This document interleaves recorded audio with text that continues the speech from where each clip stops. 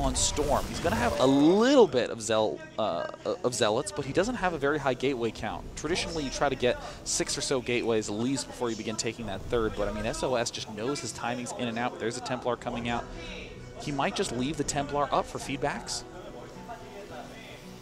In all honesty, though, if ForGG doesn't move out soon, but he'd probably wait for his medivacs, you know, SOS is going to be able to throw down a lot of gateways very shortly. He's got 600 minerals in the bank. And if he's able to increase his production and get mining from this third base, then he's going to be able to actually overwhelm his opponent. Here come a couple of extra gateways inside the main. We also see mines coming down for ForGG. Good not only to pick off the Oracle if it tries to get a little bit too over-aggressive, but also you can do the counter drop against the Protoss player, and you know he went Oracle. You know he doesn't really have observers that he can freely float around. He skipped that Robotech, so you can punish him accordingly. He has. He skipped it once again here. This is the second time he's done that, or at least he got it very, very late in the previous game. Oracle pokes in, sees the additional barracks as well, and ForGG kind of blind at this moment. He's got, he's kind of got the pattern of never scouting, or not scouting that much. He's kind of known for that in the European scene, for sure.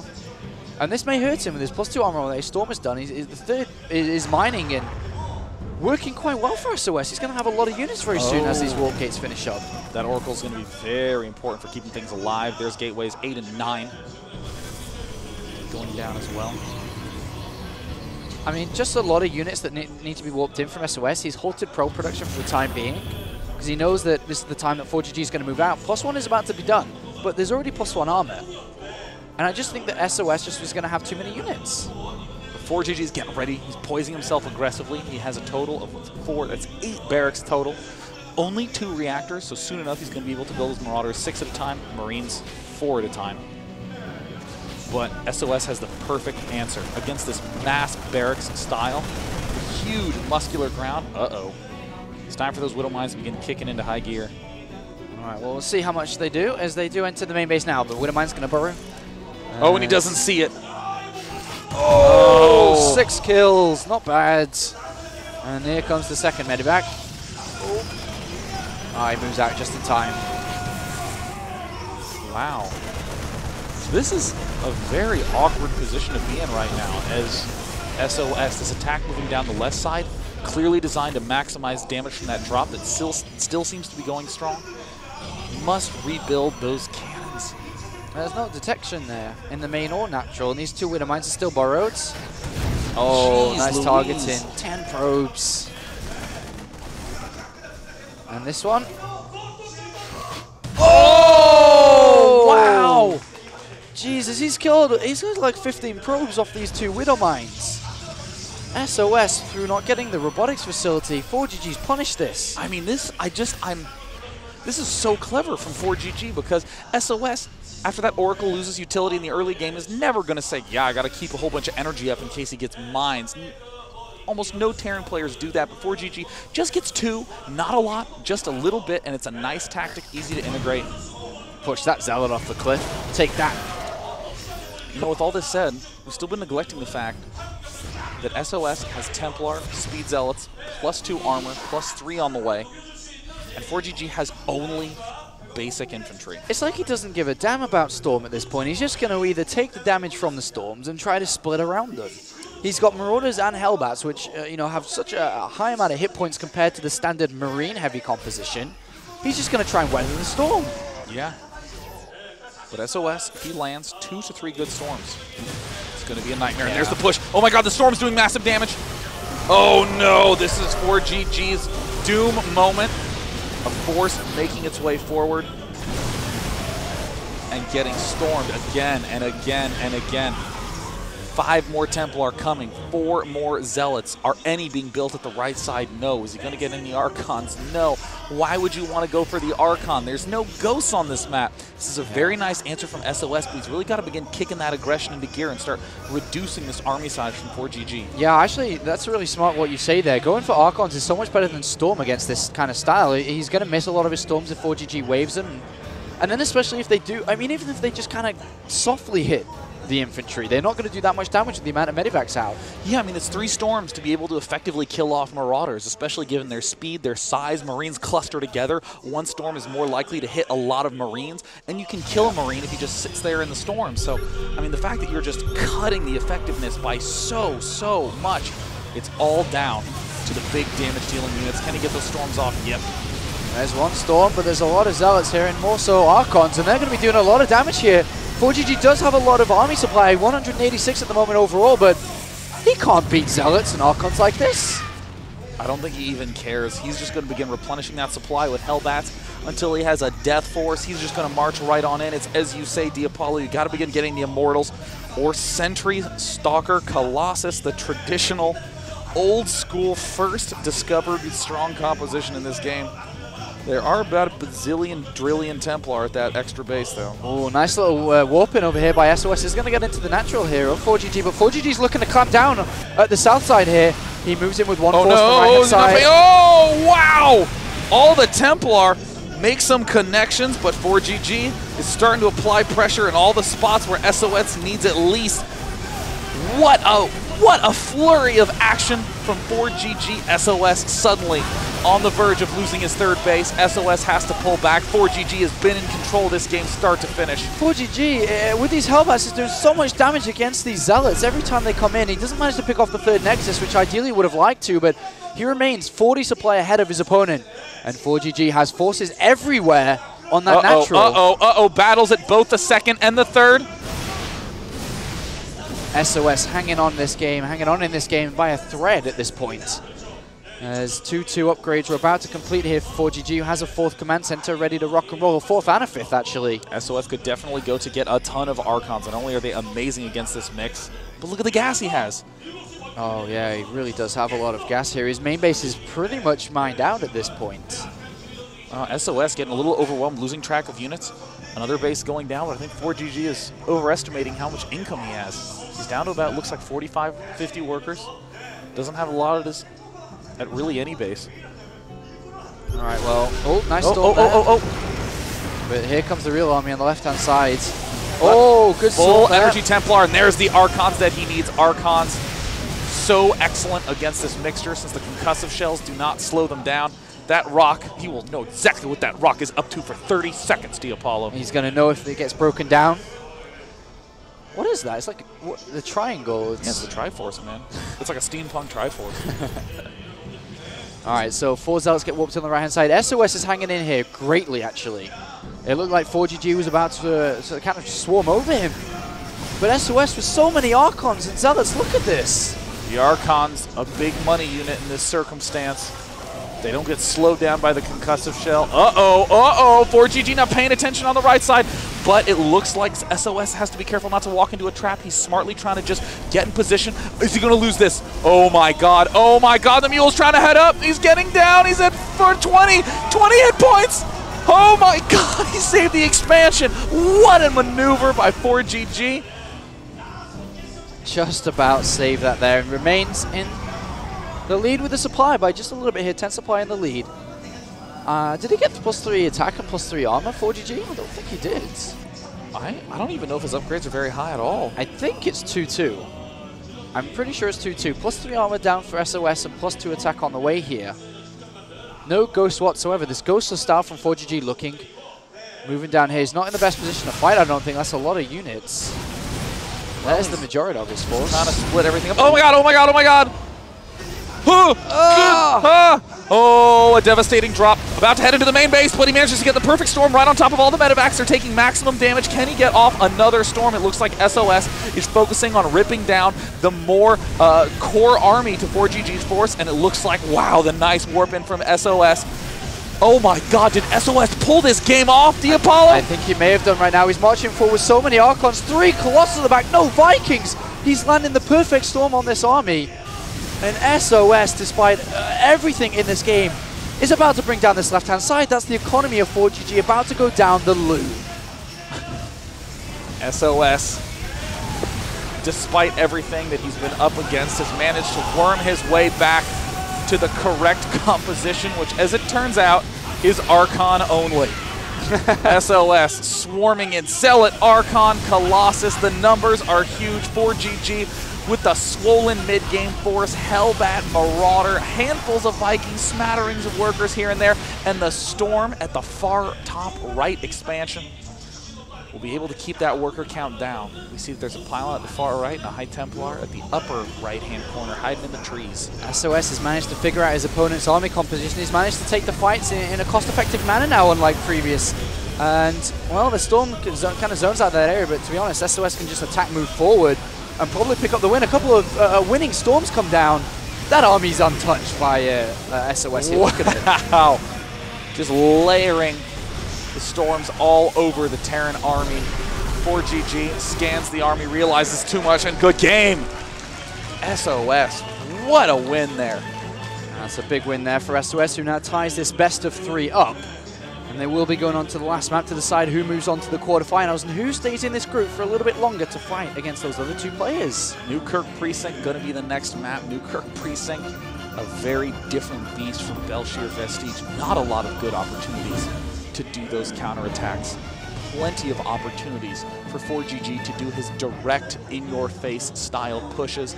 The distance between the third base and the main base is virtually 0 from air. I wonder what ForGG does now. ForGG does. Does he just, you know, go back to how he maybe played against Hero with a more specific, strong timing? Does he try to play it out long against SOS? A lot of options available now for ForGG to change things up. SOS, most importantly, needs to be on top of scouting and understanding exactly how ForGG wants to play this game out. I would imagine that the biggest key to ForGG's play is going to be to cut Vikings, to stick with just Marauder, Hellbat, and if he has enough medevacs, the spaces are so spread out and open, he can get the good flanks, and if the defense of SOS is good enough, it'll only be good enough if all the units are in one place, and that's when the medevac drops are going to be strongest. Word from the coach before that last map helped him out a little bit there, and he was able to draw it up. SOS pegged as a top 3 for this tournament. ForGG pegged not even to leave this group. Despite that, he's still only 1 game away from advancing in first place here in round of 16 of the WCS Season 1 Finals. $2,000 difference between group stage of the round of 16 and the bracket in the round of 8, and also a lot of WCS points accumulated across the rest of the season for that ultimate place at BlizzCon for the global finals at the end of the year. What a fantastic series. This series is great. I mean, it's really impressive to see that, you know, in their first round games, both of these players dominated 2-0. We just saw such a nail-biting game, too, after ForGG showing that his style is not just able to take out Liquid Hero, but also to take out the heralded best Protoss in the world. In we go to this final map between these 2 players. Who's coming out on top? Is it SOS or ForGG? There is SOS down in the bottom left as the blue Protoss fighting for Wounding Stars and Protoss across the world. And his opponent in the bottom right, the unlikely beast of Group C, ForGG. ForGG did go through just a single player, I think it was, in the WCS EU, the single Protoss player, that is.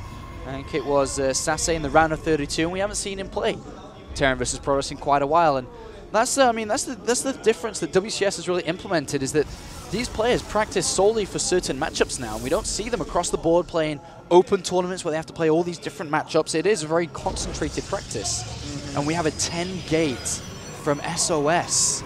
Wait a minute. 10 gateway. Now there's a number of things. And a 10 gas. 10 gate, 10 gas. Is he going to get another gas geyser? Is this not these, you know, super fast Zealot Stalker Mothership core? It could be any number of things. Before the bunker comes down, but the most notable is exactly what you say. Fast. He's going command center first as well. Oh no! He's going command center first. Oh my god, he's going CC first. Is he going to do CC at the bottom of his ramp? Will he be that greedy? Will he build it at his own entrance? Oh my gosh, he's just going to put it on the low ground. I don't think there's a reason to put it on the high ground here. Oh my god, he's doing it on the low ground. He's doing it on the low ground. Oh, this is so bad. This is so bad. That's what makes SOS such a good player. He's able to switch up his builds from one style to another in an instant. And he now has the Zealot on the way. Not even an attempted wall in. A very fast Cyber Core as well. That's so incredibly fast. From this point, he can go 3-gate pressure if he's not going to spend Chrono Boost into the gateway. He can spend it and save it and spend it, should I say, onto the Cybernetics core. Wow, I mean, he's not quite going to have enough gas to get both Warp Gate and Mothership Core. Does he do something insane, like a super fast Stargate, like something crazy? Generally, it's Mothership Core and Stalker with no Warp Gate. There's the Mothership Core and Stalker coming up. There's the Chrono Boost on the Stalker. We're seeing it build a little bit faster. And on the Mothership Core too, and he's getting across there. And if we don't see a bunker come there, he's got no units. He hasn't even finished the barracks. Unbelievable. What a read. What a read from SOS. As soon as this barracks comes down, he has to throw down the bunker immediately, otherwise he's going to be in a world of trouble. Is he even going to get Warp Gate? He might go for Stalker 2. There's the Chrono Boost. He's going for Stalker 2. Oh. He's skipping Warp Gate entirely. There's no need to get Warp Gate anymore. He has the defense from the Mothership Core with the natural expansion if he wants it then, but he is not looking to do any sort of follow-up Warp Gate attack. Oh, a third barracks comes down, and that means he's going to throw down his double gas as well. Oh dear, there's no bunker whatsoever. He's in so much trouble. What a play! And the Zealot walks in, and ForGG's gotta be shocked. He's like, how the hell did you get here so fast? What is that doing here? That is going to get lifted off in a heartbeat. It's got to be bunker in the mineral line. Nothing else will do. And 2 gas geysers from ForGG. What kind of confidence is that? Oh, he's got a Zealot and a Stalker. Another one's coming across the map as well with that Mothership Core 2. He's only got a handful of Marines. He's got to focus on the Zealot. He's got to focus on the gateway units. He can't focus too much on the Mothership Core. He's got to get us around. If he can get an SE surround! Oh, no! ForGG! Oh, my God, ForGG! Gets it down. He's going to have double production. He's going to have double mules. He rallies onto that. Oh, my God, ForGG. What confidence is that? How did he get us around there? And, you know, more Marines are coming in, but there is another Stalker, so this is not over yet, but he made things a little bit easier for himself if he gets another surround on this. ForGG has not missed a beat of production yet. Oh, my God, ForGG. Did you see that defense? He's still in this now. He's got his double muse coming down to keep his economy up. And he's got it. And now he just needs to, you know, patiently wait for 4, 5, 6 Marines, come down, build a bunker, and he's in this game. Oh my gosh. And then what he can do is he can, again, do the push, the deadly Marine-only push that forces the Photon overcharge and then pull back. But look at this. ForGG knew exactly the position he would be in. He might not even need to do that. He can just go straight for the medevac production. That's a pretty early factory. Normally factories go down at 7 minutes. That's going down before 6:30. That's really, really early here. I'll be interested to see what he adds on. Is it reactors? Just build Marines? Oh, he's actually, because he only has 2 gas at the moment. Granted, he does have 66 in the bank, but if he wants double medivacs, this is interesting. No tech lab, no combat shields, no stim.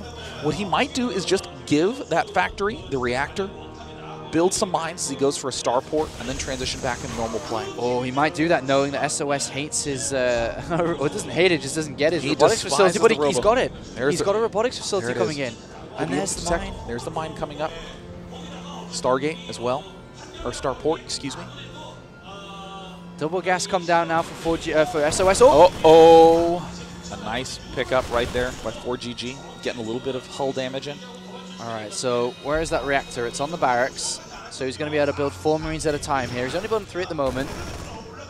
And it looks like, yeah, he's just going to try and drop these Widow Mines in, but with the robotics facility early on, ForGG's rolled the dice a little bit here to try and go for something like this. Sure, you know, even if the robotics facility's there, there's an option of doing damage, but I'm pretty sure he was hoping his opponent, again, would not have a robotics facility early. Double tech labs coming down on these barracks. He will go stim combat shields straight after this. Ooh. What he could do is move across the map with the Marines since he's got so many, and then send the medevac at the back. Looks like ForGG may very well be doing exactly that. He's trying to pick off these Stalkers that are doing a great job keeping everything pinned in. Stalkers increasingly a better defense than sentries against these Marine pushes. Yeah, there's a reactor on the factory, so he will switch up the starport in a moment. So what he's going to look to do, it's multiple levels. Whenever you see a Terran player planning something, it's got different levels of what he's looking to do. So the first step is going to be to get these Widow Mines down. He may push out at the same time with Marines. And I think he is going to. This Observer's not going to spot it either. And then he's going to follow this up with a big combat shield and stim attack. Such a strong play. Does SOS have any other detection back home? Did you just get the one observer? 2 Zealots, 2 sentries coming in. It's a smart move from SOS. He hasn't seen any pressure at the front. He has the Stalkers to be able to manage anything coming in. May as well leave everything at the back to defend just in case he misses the drop, because it's so easy to do. Oh, look at that. He shows his Marines in the middle.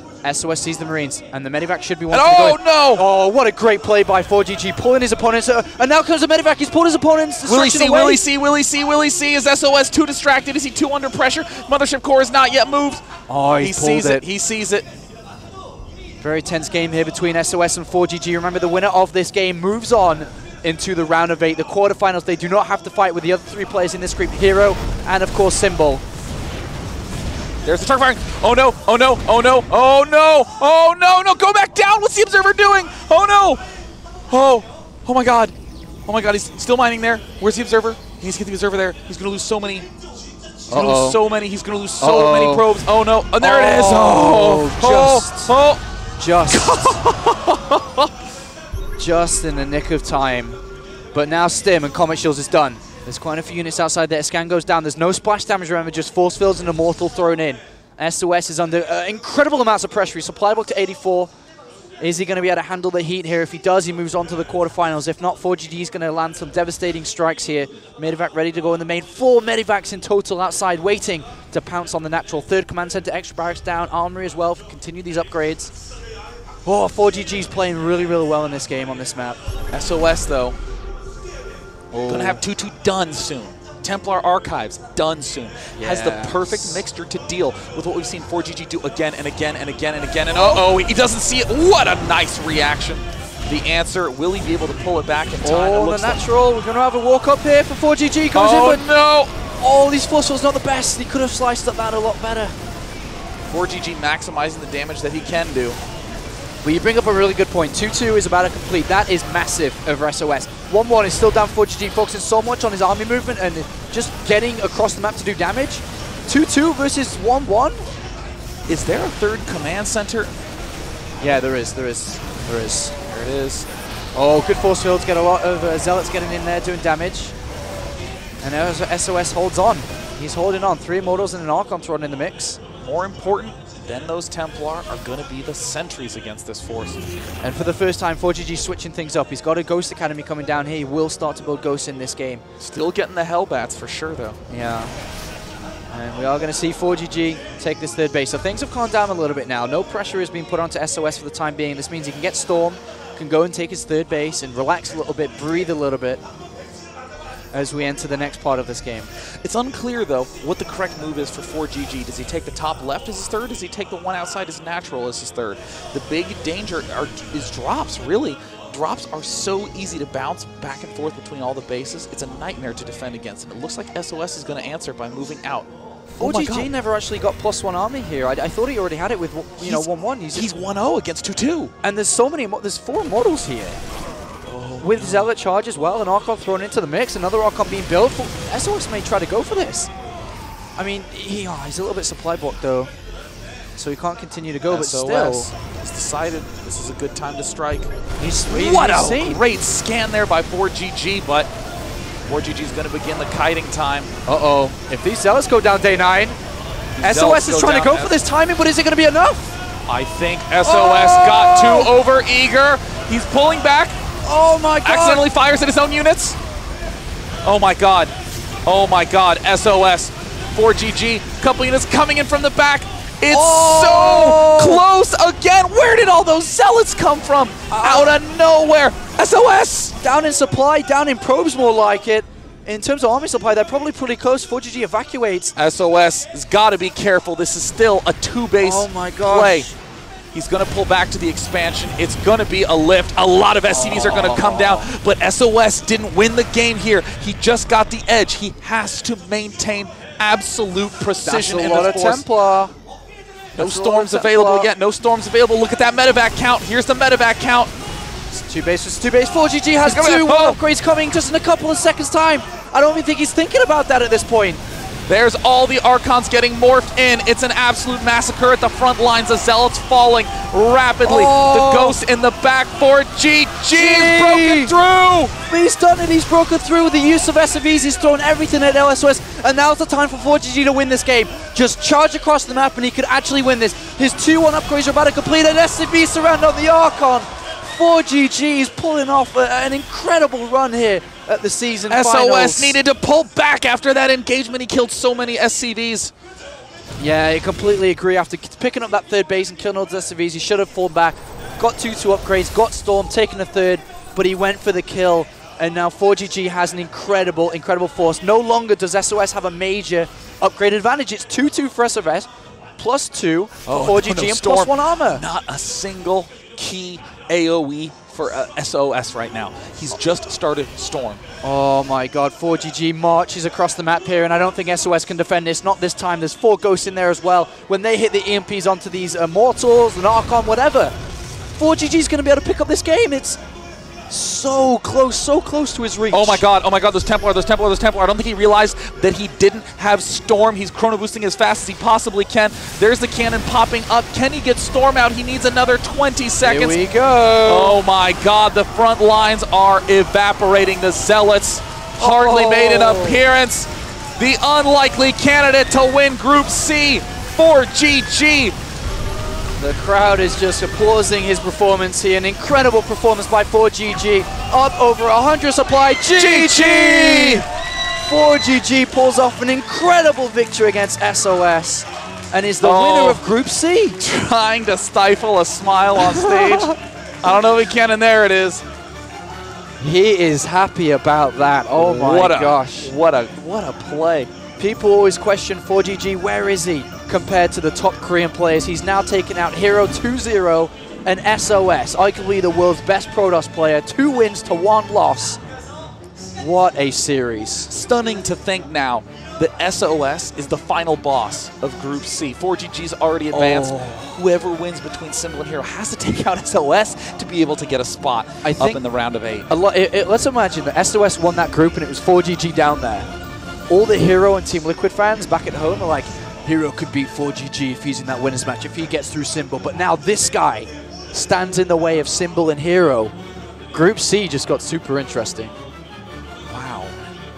What play. You know, it's amazing to think that in Group B that we just got done casting, it was a player from the Americas, Alicia, and a player from Europe, 2 players to make it out. Here we have ForGG, a player from Europe, to make it out. Soulkey, of course, managing to perform brilliantly, make his way out of Group A, and alive as well. Another player from the Americas. Right now there's only been 1 player of 5 total qualified thus far who've been from the Korean region. All right, guys. Well, Group C losers match is coming up. It's going to be Team Liquid's Hero versus Azubu's Symbol. It's getting real down here in the studio, Day 9. We'll be right back.